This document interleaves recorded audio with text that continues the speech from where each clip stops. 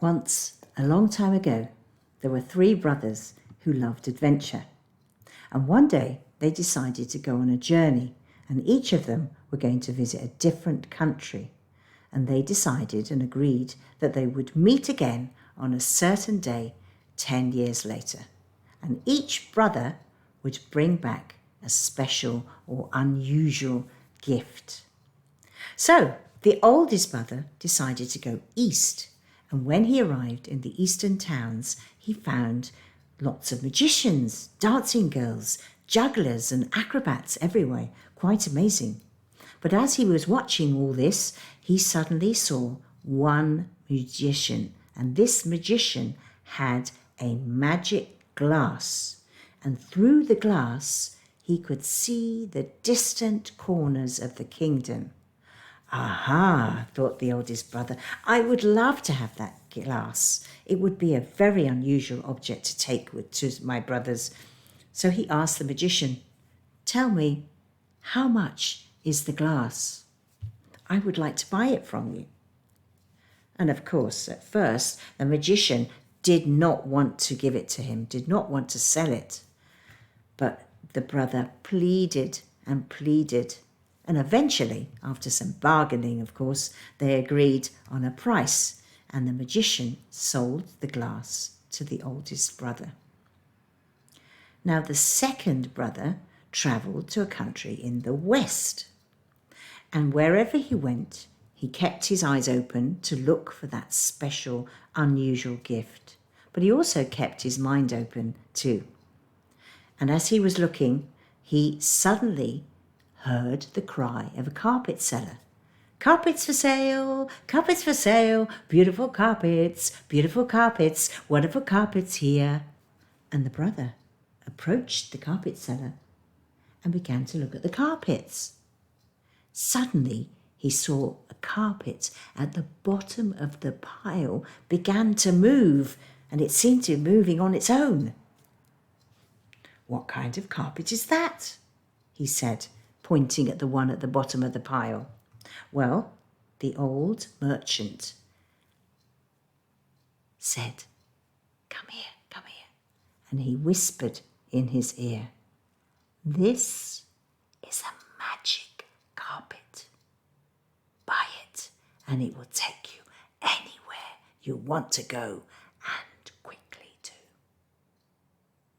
The second brother and the carpet dealer eventually agreed on a price, and the brother took the magic carpet with him, and he was really happy that he'd got that most unusual gift.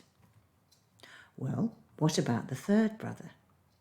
Well, the youngest brother went south, and when he arrived in one of the countries down in the south, began to explore. And of course, this was a country that was noted for its forests. So one of the days he was walking in a grove of trees when suddenly he noticed something very strange. It was a tree that was different from any of the others around it. It was covered in orange-red blossom. It was so beautiful.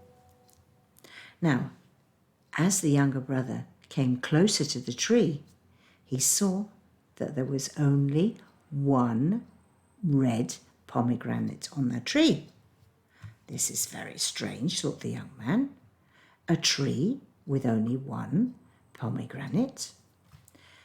Well, he put out his hand and tried to get the pomegranate. But before he could, it fell into his hand.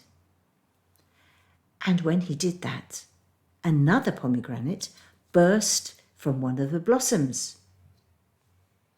So when the brother saw this, he looked at the pomegranate in his hand and he thought, this must be a magic pomegranate. It was the only one on the tree, and yet as soon as it fell into my hands, suddenly a new pomegranate appeared on the tree. Looking at the pomegranate, he said, but what kind of magic does this pomegranate perform? Anyway, the youngest brother examined the pomegranate. He looked at its beautiful colour. The shape is so perfect, he said, and it's crowned with the crown of King Solomon. Well, he walked away from the tree looking at this wonderful treasure that he had, and then he decided to look back just one more time at the pomegranate tree. And when he looked back, it was no longer there. It had disappeared. Now, that made him realize this is a magic pomegranate. And he said, this is what I will take back to my brothers. Now, 10 years passed, and then the three brothers met as they had planned. They hugged and they celebrated, and they were so pleased to see each other. And of course, they wanted to show each other the unusual objects that they had brought back from their journeys. The oldest brother said, "Look, have a look at my glass, and let's have a look and see what we can see." He held up the glass, and he saw, in a far-off kingdom, he saw a princess lying in bed, ill, and she was near death. "Quickly, dear brother," said the second brother, "get on my magic carpet and we can fly there really quickly." And in moments they were there in the far-off kingdom. Now in the royal palace, the king, whose daughter was ill, was grief-stricken.